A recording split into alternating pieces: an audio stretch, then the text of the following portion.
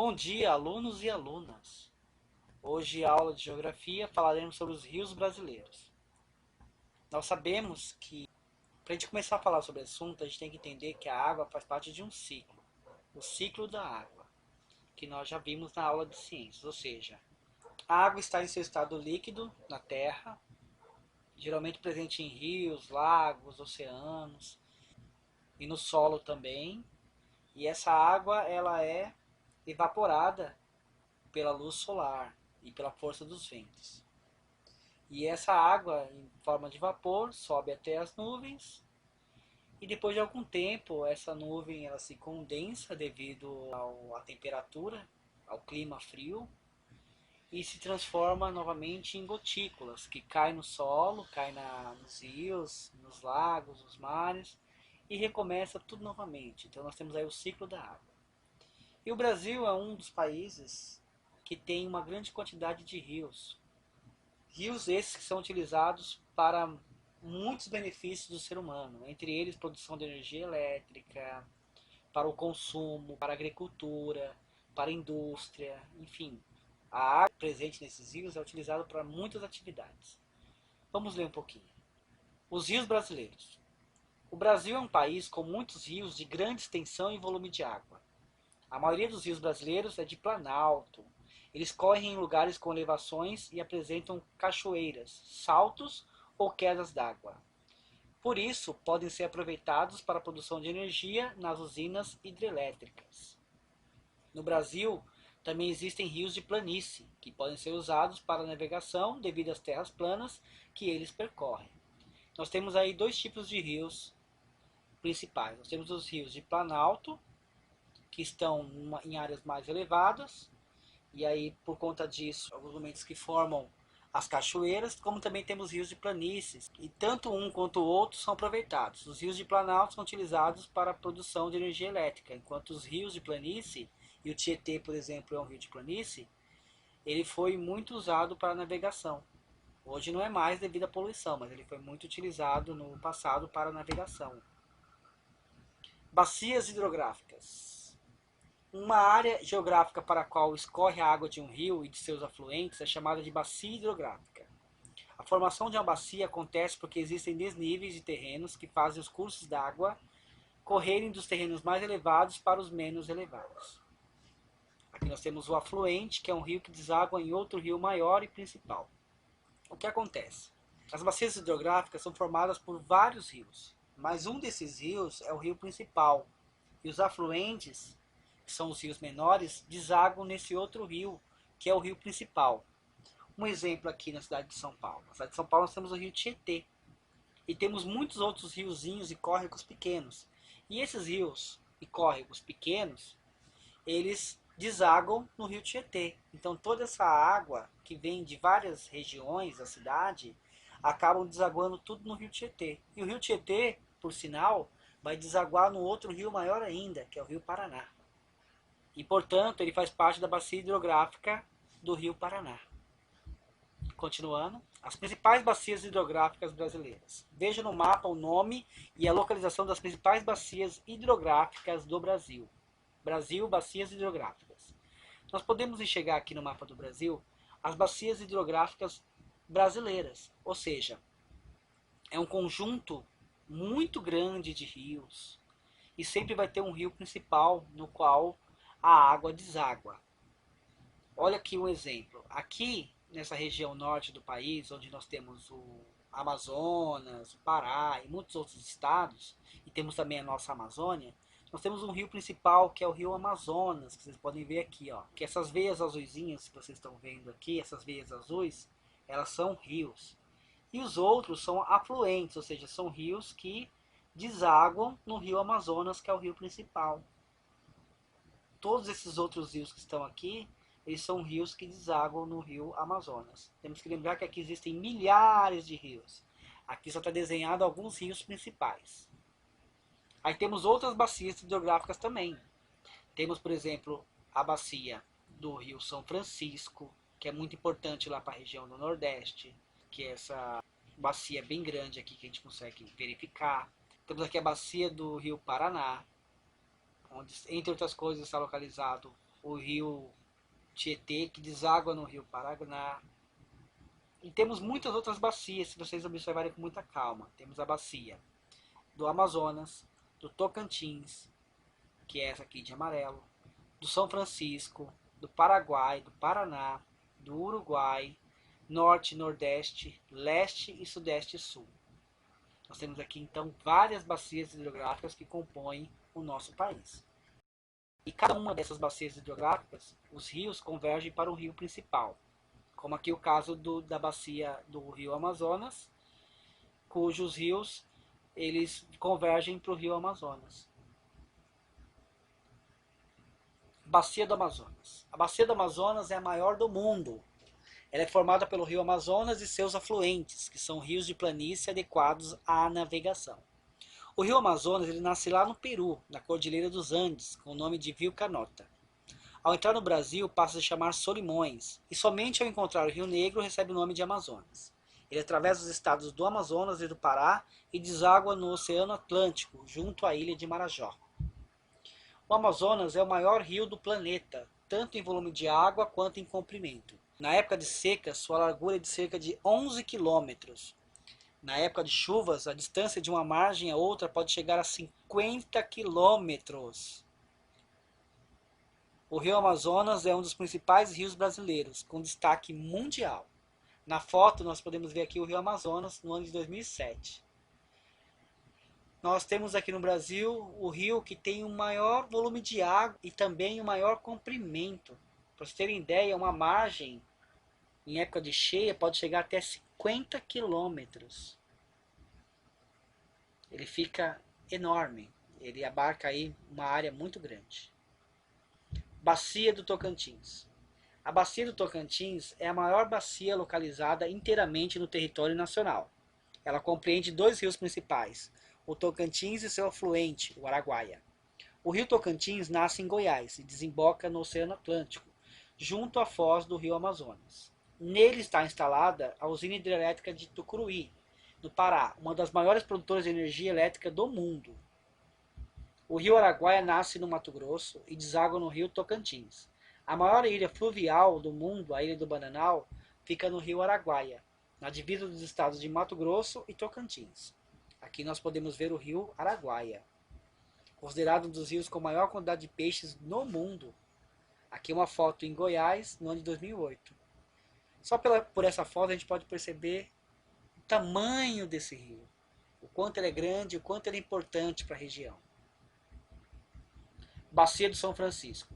A Bacia do São Francisco é formada pelo rio São Francisco e seus afluentes.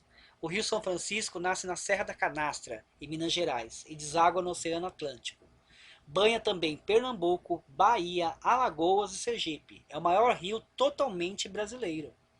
O São Francisco é um rio de planalto, aproveitado para a produção de energia nas usinas hidrelétricas de Três Marias, Sobradinho, Paulo Afonso, Xingó, Itaparica e Mochotó.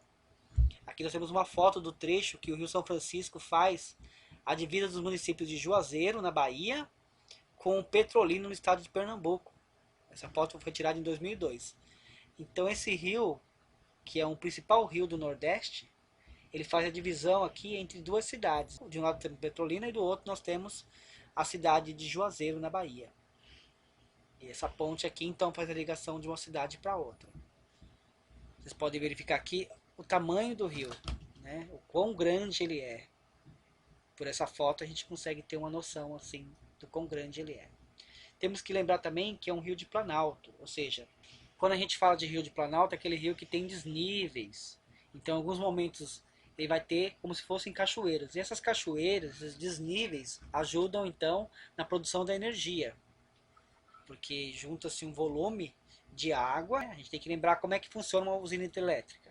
É um volume muito grande de água que é represado, e aí essa água ela é soltada aos poucos. E conforme ela é soltada, ela vai movimentando as turbinas que geram a energia. Outra coisa importante que nessa região aqui do nordeste do país é uma região muito fértil, é utilizado para o plantio aí de diversas plantas, diversos tipos de frutas, vegetais, que inclusive são exportados para o mundo todo. Bacia do Paraná. A bacia do Paraná é formada pelos rios Paraná e Paraguai. Ela banha terras do Brasil, do Paraguai e da Argentina. O rio Paraná nasce na divisa de Minas Gerais, Mato Grosso do Sul e São Paulo, e deságua no estuário da Prata. Ele é formado pelos rios Grande e Paranaíba. O rio Paraná é o mais importante dessa bacia. É um rio de planalto. No trecho em que faz fronteira entre o estado do Paraná e o Paraguai, foi construída a usina hidrelétrica de Itaipu. Aqui podemos ver a usina hidrelétrica de Itaipu, que é uma das maiores do mundo. E a produção de energia, como eu falei para vocês, ela é feita pelo represamento dessa água. Então aqui no fundo nós podemos ver o rio que está represado, uma quantidade muito grande de água. E conforme vai liberando essa água, move-se as turbinas que gera a eletricidade. Usina hidrelétrica de Itaipu, Foz do Iguaçu, Paraná, em 2005. Pelo fato de estar situada na divisa entre o Brasil e o Paraguai, a hidrelétrica pertence ao Brasil e também ao Paraguai, gerando energia elétrica para os dois países. Como ela está localizada entre os dois países, então ela pertence aos dois países, tanto ao Brasil quanto ao Paraguai. Bacia do Paraguai. O rio Paraguai nasce no estado de Mato Grosso e deságua no rio Paraná, na Argentina. É um rio de planície. Ele banha as terras do Pantanal mato-grossense. O rio Paraguai nasce no Brasil e banha terras do Paraguai e da Argentina. Na foto, Corumbá, Mato Grosso do Sul, em 2009. Aqui mais uma bacia muito importante, localizada lá no Pantanal. Responsável pela época de cheias lá no Pantanal. Bacia do Uruguai. O rio Uruguai possui uma extensão de 1.600 quilômetros. Seus dois principais formadores são o rio Pelotas e o rio Canoas. Fazem parte da sua bacia os rios Peixe, Chapecó, Peperiguaçu, Ibicuí, Turvo, Ijuí e Piratini. O rio Uruguai forma a fronteira entre a Argentina e o Brasil, e mais ao sul a fronteira entre a Argentina e o Uruguai. A união da área da bacia do Uruguai com a bacia do Paraná forma a bacia Platina, ou bacia do Prata, que é a quinta maior bacia hidrográfica do mundo. Aqui podemos ver um trecho do rio Uruguai, no município de São Carlos, em Santa Catarina, no ano de 2008. Bacia do Norte e Nordeste. Compõe essa bacia os rios Acaraú, Jaguaribe, Piranhas, Potengi, Cabibaripe, Uma, Pajeú, Tiriaçu, Pindaré, Grajaú, Itapecuru, Mearim e Parnaíba. O rio Parnaíba, que é o formador da fronteira dos estados do Piauí e do Maranhão, é uma importante hidrovia para o transporte dos produtos agrícolas da região. Há nessa bacia os rios temporários, que ficam sem água por meses e até anos, devido aos longos períodos de seca nos sertões nordestinos.